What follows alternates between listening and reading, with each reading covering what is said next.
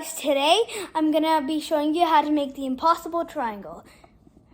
So let's start. Okay, and there. If you guys can see that, there.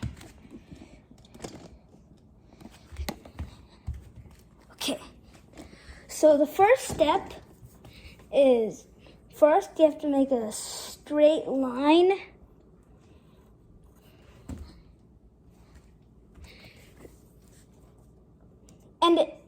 And if I'm going too fast, you can just pause the video. Then make another straight line. So basically just make a triangle like a pause sign. Okay, when you do that, choose one of these sides. I like to go with this one first. So make a trail that follows that side, like that. But don't do it on the other side too.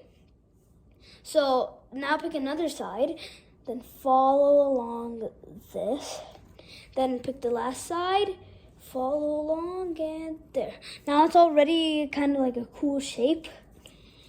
But now you have to follow along there and then go past there. Just 1 centimeter or 1.5 centimeters. Then do the same for the other ones. Okay, now finally you have to do it one last time because the triangle has 3 sides. So you have to do it 3 times, but don't go past.